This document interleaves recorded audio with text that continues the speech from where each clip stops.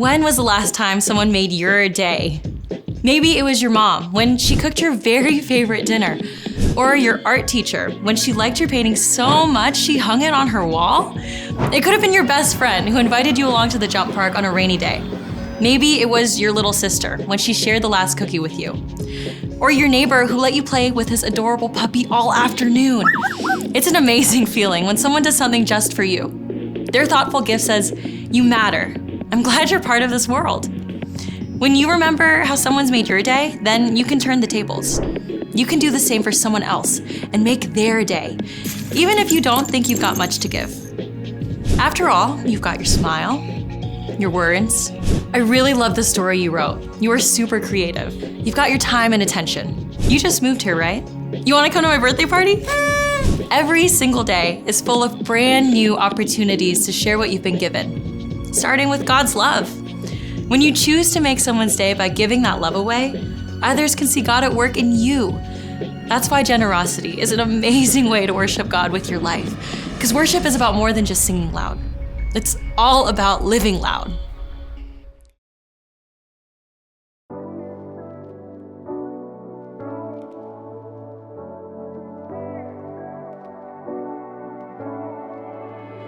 God, you love us. I see it everywhere by how much you care and give us good things. You are with us. I feel it every day. I'll follow your way to new beginnings. God, you show us how to put others first. Won't you help us to love the way you do? I got all your love inside, so I'm gonna give it away. I got too much good to hide, so I'm gonna give it away. God, you prepare it. All we gotta do is share it. I got all your love inside, so I'm gonna give it away, give it away. God, you love us. I see it everywhere by how much you care and give us good things. You are with us. I feel it every day. I'll follow your way to new beginnings. God, you show us how to put others first. Won't you help us to love the way you do? I got all your love inside, so I'm gonna give it away. I got too much good to hide, so I'm gonna give it away. God, you prepare it. All we gotta do is share it. I got all your love inside, so I'm gonna give it away, give it away.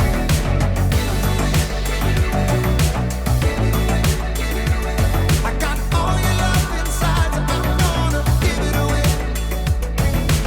You gave all there was to give. God, you taught us how to live, how to live. You gave all there was to give. God, you taught us how to live, how to live.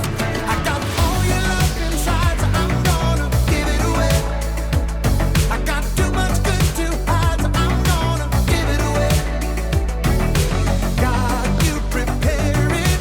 All we gotta do is share it. I got all your love inside, so I'm gonna give it away, give it away, give it away, give it away, give it away, give it away. I got all your love inside, so I'm gonna give it away, give it away, give it away. I got all your love inside, so I'm gonna give it away. Welcome to Story Lab. This week, we're taking a look at the source of every single good gift. Who's this from?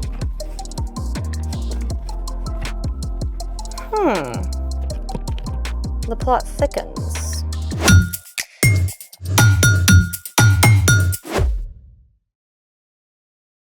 Hey, I'm Skylar. And I'm Sebastian. This month, we're talking about how God's generosity gives us a reason to give to others. So, what's up with the giant special delivery box? I don't know. It was on the doorstep when I came. And check this out. To Skylar and Sebastian. Who's it from? Not a clue. Oh, I love surprises. Open, open, open.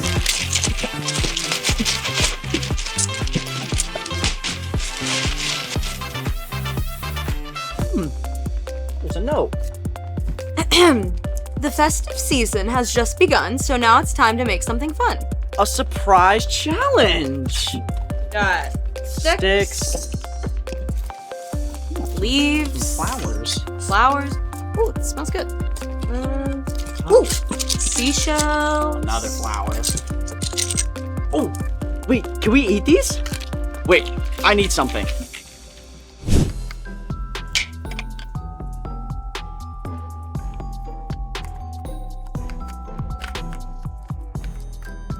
Why are they called nutcrackers if you can't crack nuts with them? We're supposed to make something with all this stuff, not eat it. Well, what else is in here? Ooh, I know what to do with these. Is it fun? Oh yeah. Let's make it! Today, we're going to turn fire green. What? I am so in. We need these pine cones and a couple of other things. Isopropyl alcohol, also known as rubbing alcohol, copper sulfate, a bowl, a lighter, gloves, and I think that's about it. Okay, put one pine cone in a bowl. Step 1, pour the isopropyl alcohol over the top of the pine cone, Aha! Alcohol is flammable. which means it can catch on fire and burn easily.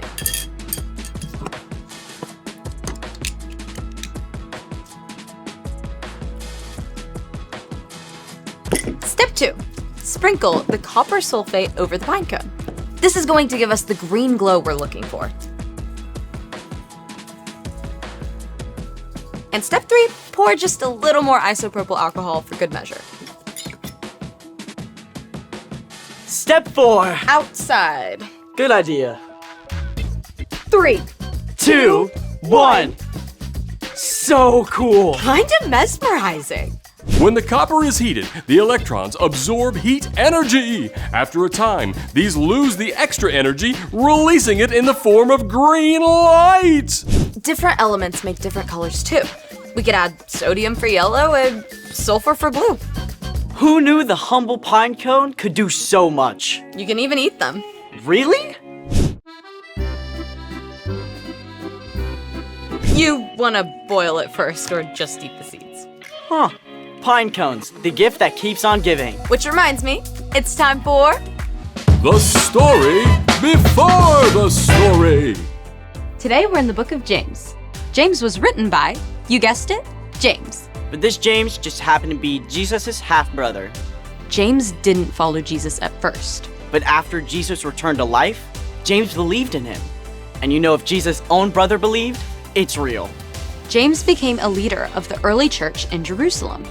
He wrote this letter to the Jewish believers to help them understand it's not only important to have faith, But to put that faith into action, it all begins with understanding just how much God has given us. which is where our story starts. Take it away. Hey everyone, I'm Padma. James wrote just one small book of the Bible, and it is packed with short, punchy statements that are basically mic drop moments. Today's verse is no exception. Every good and perfect gift is from God. Mic drop! There it is. In fact, I bet we can memorize this right now. So say it with me. Every good and perfect gift is from God. One more time. Every good and perfect gift is from God. Great! Now that's locked in your brain, let's unpack what it means. See, whatever is good in your life, from the tiniest thing to the most amazing thing, comes from God. Imagine that all the good things you have are wrapped up in a box. It's easy to look at someone else and feel like they have more than you, But the truth is, you will always have less than some people and more than others. The important thing is to stay focused on what God has given you. And God's most amazing gifts to you are not ones that you can rip off the paper to open up. First of all, God has given you life. And every single breath you take, God is literally holding you together. God's given you people to love you and care for you. And God made everything we have to eat too. And there's so much more. God created this incredible world for you to live in. Beautiful forests, rushing rivers, and sky forever. All kinds of creatures from adorable to awe-inspiring. There's no end to what gifts we can discover in God's incredible creation. Next up, no matter who you are or where you live, God also promises the gift of help. When you are in trouble and you don't know what to do, God's help is always there for you. God might give you wisdom through the words of Scripture or guidance as you talk with a trusted adult. You may simply have a strong feeling that God is with you, even if what's happening around you doesn't change right away. And then there's the biggest good gift of all time, the gift that we celebrate every Christmas, the gift we celebrate every Easter, the gift of God's very own Son, Jesus. No matter who you are, where you are, or what you've done, Jesus is for you. When we follow Jesus, our relationship with God is restored. And we can know that no matter what's happening now, God will make everything right in the end. As James wrote, every good and perfect gift is from God. Everything from this amazing world to help and guidance to your actual life comes from God. And when you remember that, you can look forward to opening those gifts in new ways every single day. The end. So I know all the good stuff in my life is from God, but it's really easy to forget. Yeah, I get stuck on thinking about what I don't have rather than what I do have. Well, we all need a wake-up call sometimes. So, What's our part in the story? It's our job to remember and pay attention to all the amazing things that our generous God has given to us. You can start out your day asking, God, help me see all your gifts.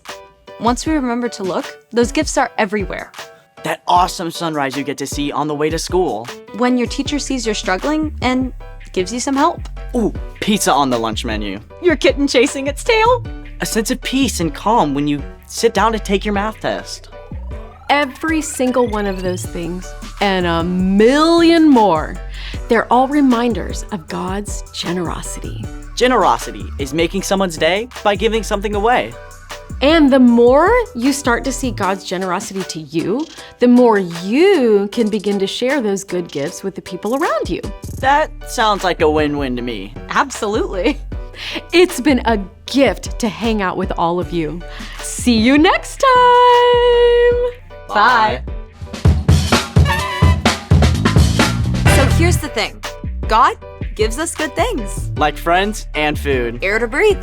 Oh, and all the stuff in our special delivery box. All gifts from God. You mean God left the box? I think someone else helped. This gift has got me pining for the outdoors. Want to make something else? Naturally. Thanks for joining us in the Story Lab. See you next time. I wish I was surfing on one of those waves right now.